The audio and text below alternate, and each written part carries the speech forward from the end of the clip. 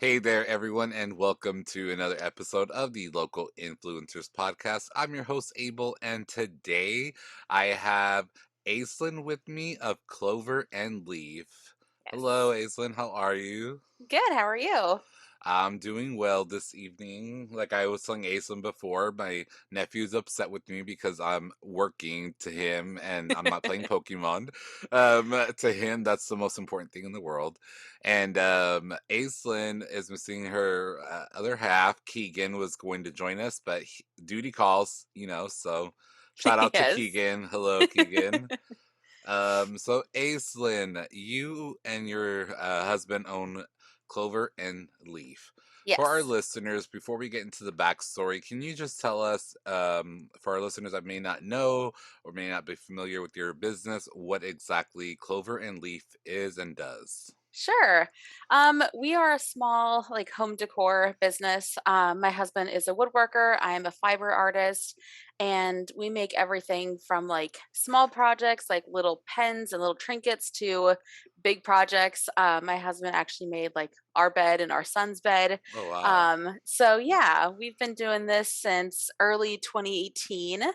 And it's my full-time job. It's not my husband's full-time job, but it is mine. And yeah, that's a little bit about us. That's And I have a awesome. cat who's very curious right now. This has been the season 6 has been the season of pets. Everyone has like their pet come everyone's pets like, "You know what? I want to be in this podcast." I'm like, Yeah. "Welcome. The more the merrier." Uh so that is awesome. I love that. So Clover and Leaf, let's start from the beginning. How did you get involved in this craft and this form of like art and entrepreneurship? How did you personally get involved into what you do? Sure. So when I was graduating from college, I was like, I don't know what I want to go to school for. And the only thing that I could think of was art. I wasn't particularly good in one form or the other, but that was really the only thing that I could see myself doing. So I went to school. I got an art degree. And at the school that I went to, you had to try all different kinds of mediums, from like drawing and painting to ceramics, everything. And I took a fibers class. Fiber arts is typically things you think of like sewing, weaving, paper making, that kind of stuff. I took one of those classes, like an intro class, and absolutely fell in love. I had never done it previously, and so it was all new to me, but I absolutely loved it. So I went through, got my degree in art with an emphasis in fibers, and then kind of didn't really do anything with it. My husband and I are both from Missouri originally. And right after graduation, we actually moved to Mississippi for his job, and we stayed there for about 9 years. And so when we moved to Mississippi, it was a really tiny town. I didn't know what I was going to do with my degree. And thankfully, there happened to be an art gallery there, a small local nonprofit art gallery. And they took a chance on me. I had never run a gallery, I never done anything with a gallery before. But thankfully, they took a chance on me, and I worked there for 6.5 years. I was in charge of running the gallery portion. So I was in charge of finding the talent, setting up the exhibits for the entire year. Um, I started a smaller kind of side, like local art gallery there as well. So I did that for 6.5 years. And after that time, there was a management change, and I decided to leave. And with it being a really small town, I was like, I don't know what I'm going to do now. Like, that's the only art gallery for like an hour radius. I didn't know what to do. And Keegan was like, you have an art degree. Like, why don't you just make stuff and sell it? And I never thought of doing that. I didn't know anyone who was making a living by doing art. And so I didn't really like have anyone to bounce ideas off or, to talk to. So I was like, sure, why not? Like, we'll give it a try. If I find something else in the process, maybe it could be like a side gig.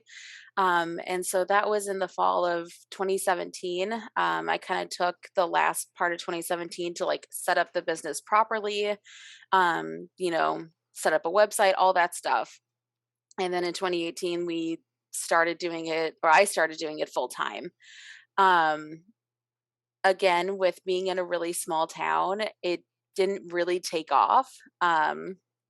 You know, we had like one or two kind of local markets that happened a year in that area. But then if we wanted to do any kind of other market or pop up, we had to drive at least an hour to try and find Mm. anything. So it was really slow going for a really long time. Keegan joined pretty quickly afterwards. Keegan, his parents actually have a tree farm in southern Missouri. And so he grew up lumbering that farm, planting the trees, lumbering it with his parents. And his dad is actually also a woodworker. So he grew up doing that, but then kind of fell out of it in like high school and college, stuff like that. And so when I started the business, he started getting back into it. So that's pretty much how we started. Just kind of my husband going like, why don't you just try? And I was like, sure, why not? You're like, good idea. Why didn't I Yeah, think like of let's put that degree to that? use and see what comes of it. That is so awesome. And sometimes like you have sometimes there's something right in front of you, but it takes someone close to you to be like, just do it. Like it's right Right. there. Like, so Right. that's pretty cool. And it's awesome that your husband was like, your biggest supporter, because he could have easily been Yes. like, well, no, you need to get a job, like we need to both work, and Right. so that's great. And I love that I've never heard of someone, and I knew that people do this, but like the whole like what the way your husband grew up, like his family, and Yeah. like owning, I'm like, that is so interesting to me. Like, cuz I know that it happens, but I've never thought about that. You know Right. what I mean? So Well, and what's cool is like I 99.9% of the wood that we use in our products comes from my father-in-law's tree farm. So we get to support his small business by buying all of our wood through him. And my husband can pretty much tell you exactly like where in the forest each tree that we that is use is crazy. grown. So like, 30 years ago he was planting these trees with his parents, and then, now they've lumbered them and we get to use them in our products. So we can say exactly where it was. We know that it's sustainable. We know that we get to support a small business by buying all of our wood through them. So yeah, that's our little special thing about us is we know exactly where each tree stood in the forest that we use. That is so awesome. It's like, Yeah. talk about like locally owned, locally grown, locally Yes. sourced. Like, that is so amazing. And so, how did you guys come up with the name Clover and Leaf for your business? So my husband's day job is an engineer, and Okay. so the school that he went to, um, he was told there that like the patron saint of engineering is St. Patrick. And so St. Patrick's Day is a huge thing at their school. And so he's kind of over always identified with the like four-leaf clover kind of thing. And then I was actually born in Canada. And so the leaf part is actually a maple leaf. So, yep, that's how that came to be. That is cool. Oh, it's funny because I just got a mask made with clovers all over it for March, because Hmm. My birthday's in March, and it's exactly a week before St. Patrick's Day. And so Hmm. like March, I'm like all greened out, like St. Patrick's. How I'm not cool. I'm not Irish, but I'm like, yay, love it. Yeah. I'm like, yay, I get to drink all of March. Yes. So that is awesome. And so, how long have you all been here in the Coastal Bend area? So we moved in the summer of 2020, which was perfect timing on our part. Oh, Moved in the height of the man. pandemic. Yeah, we moved here for my husband's job, and we've absolutely loved it. This has been such an amazing place to live. It's great. That I am you're, I think, the second or third person that I've interviewed that has moved here during the pandemic. My last interview, she moved they moved from sorry, they moved from I don't know, like California, and then another one moved from New Jersey, and so it's like, and everyone's moved here during the pandemic, and it's like, Yeah. and If they you want to everyone like smarted add, started a business yeah, if you want to add like stress on top of an already stressful situation, just move across country in the middle of a pandemic. with a business. Right, right. The good thing though is that you did mention where you were living, is that there weren't really markets or pop-up Yes. shops, and here locally, people, some of our listeners may not know, there's literally, guys, multiple markets Every sometimes in weekend. a week. Yes. Oh There my could be like gosh. 3 in one day. You can Yes. literally spend your entire Saturday and Sunday browsing at, like, literally from the moment you wake up to you are ready to get into eat, like, for evening, like, for dinner, sorry. Yes. You can literally be at a market over the Yeah. weekend. It's amazing. We have found the best community here of like artists and makers and entrepreneurs, and it's just been amazing. Like, I think that we've done more business like financially in the like in 2021 than we did for like the 4 years prior. That is And that's so just due awesome. to the fact that there's the opportunity here, we've been a part of like consignment agreements with some local businesses, and then also doing multiple markets during like each month. It's been absolutely amazing. We could probably do, like you said, 2 or 3 every weekend if we wanted to. We don't Yeah. we're not that good yet. It's just the 2 of us running this show, but so we have to be kinda, You have we to have have to the, like, art pieces. You have to have the material ready for the pop-up. You exactly. can't just show up empty-handed. Exactly, right. So we have to be strategic with which ones that we do, but if we wanted to, we could do, one on Saturday, one on Sunday every weekend. It's amazing.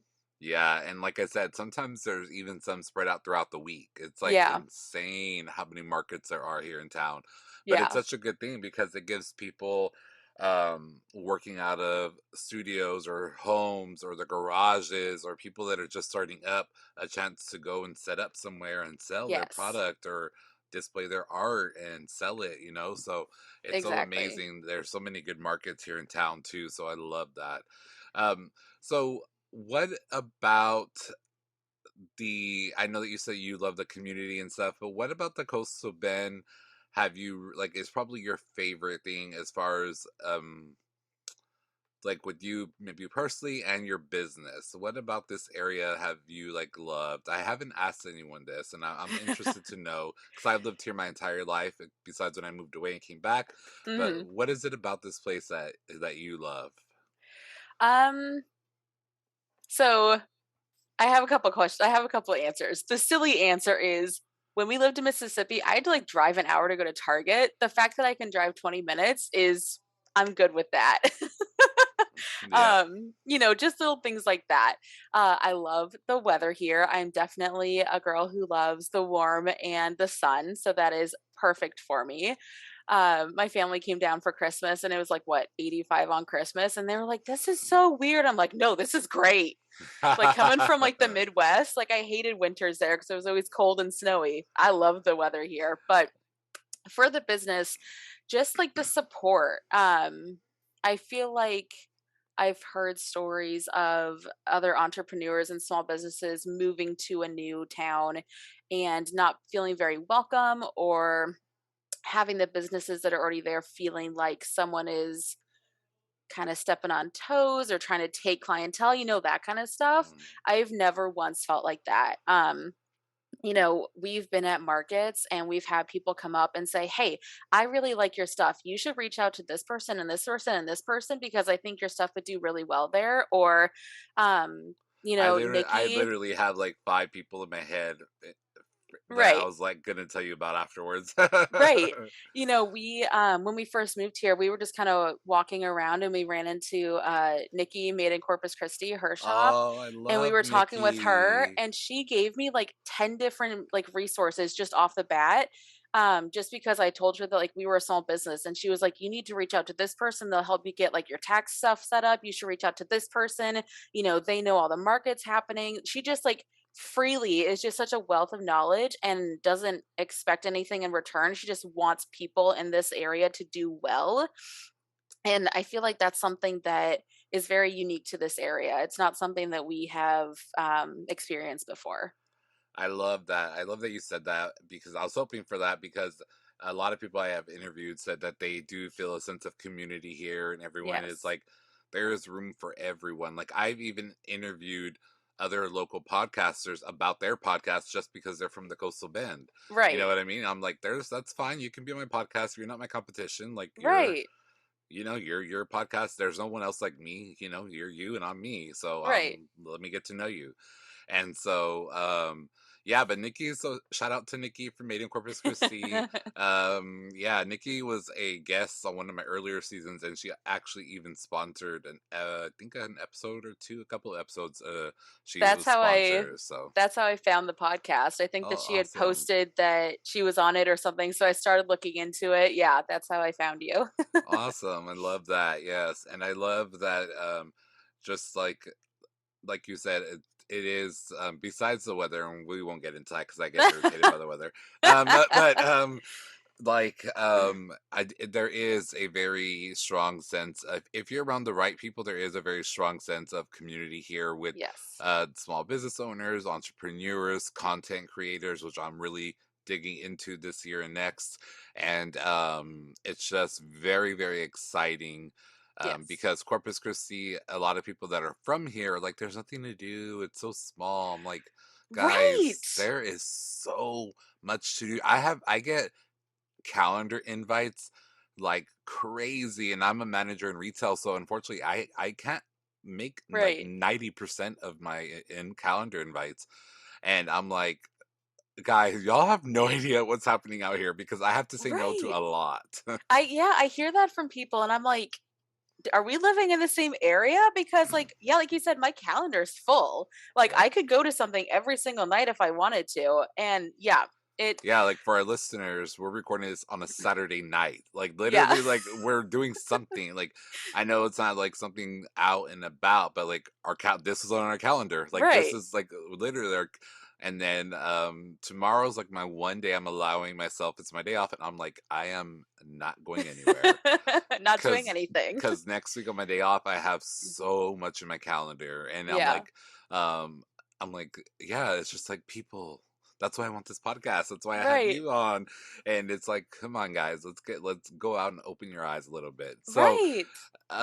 if someone were interested in your form of art or opening a small business of their own, for our listeners out there that are just haven't pulled the trigger or haven't used their degree in whatever it is, what words of advice would you give them? Or like looking back, what would you words of advice you would have given yourself, or some tips that you would have given yourself? Just try it, honestly. I am fortunate in the fact that my form of art doesn't cost a lot of money.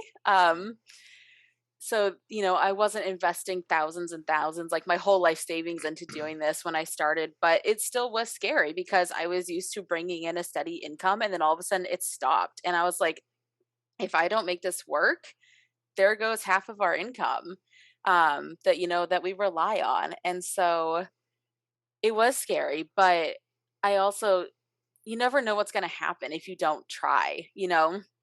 We have made some of the best friends. We've connected with some really amazing people through our business that we never would have connected with if we hadn't done it. Um, something else and something that I really learned here is that there are resources if you can, where to find them. One of the first things that I did here was reach out to the Del Mar small business group that they had. Like they match you with a small business advisor for free. Hmm. Like this advisor helped me set up all of my Texas taxes. She regularly sends me invites to like webinars and meetings and trainings that are all for free. Reaching out to people like Nikki, or I joined the Women's Entrepreneurial Society last year, which has been a wealth of knowledge. Just take like kind of humbling yourself and being like, I don't know what I'm doing. Let me see if I can find someone who's willing to help makes the world of difference. So, just try it. You never know what's going to happen. And in that process of trying, reach out to those who have done it before. And you'll never know what friendships you'll make. You'll never know what business like relationships you'll make. You may be told no by a few people, and that's okay. You just have to try again. Yeah. And I just spoke to someone about this the other day. Most people are going to share their knowledge with you because the good people are going to share Yes. their knowledge with you. Now, would they tell you their insider secrets? No, because that's their Right. business. But no company shares their details and Right. full out strategies. But resource wise, people are going to help you if you just ask, like, hey, how did you get this? The people are going to tell you. So just Right. ask. And the people that tell you no, take a step back and really look at them and look at what they're doing and see, like, Exactly. why wouldn't they share that information anyway? You know what I Right. mean? Like, so just kind of stress on that because there's always a few shady trees out there. And so, Yeah. I you haven't know, met any here so far, which is yeah. wonderful, but yes, I know what you're Yeah, talking I about. steer clear of them. I steer clear of them. But yeah, so thank you so much for that. Thank you for being on the show tonight. I really appreciate your time. Thank you for Um, having me. for sure. And again, now is the time to plug your social media. If you have a website, where can people find more about Clover and Leaf? We do have a website. It's cloverandleaf.com. Pretty simple. We have a permanent shelf in K Space Contemporary at downtown Corpus. We are in the works of hopefully getting into Nikki's store made in Corpus Christi. Awesome. And then we do pop-ups kind of randomly, just depending on our schedule. As of right now, our next pop-up is going to be Loca for Local in March. Um, I don't know the exact date right now, but that will be the next one that we're at for sure. We try and do the Friday art walks, but that Oh, kind of depends on, schedule and everything. We do have a 7-year-old, so it doesn't always work out. But yeah. yeah, for sure, we're going to be at Loca for Local in March. That'll be our next one for sure. Um, but yeah, our website, we love doing like custom orders. We're open to pretty much anything. So yeah, Awesome. Well, I will have the website and social media handles in the show notes. That way, wherever you are listening, you can just scroll up, click on it, and give it a follow. Also, look into their custom designs and definitely hit them up.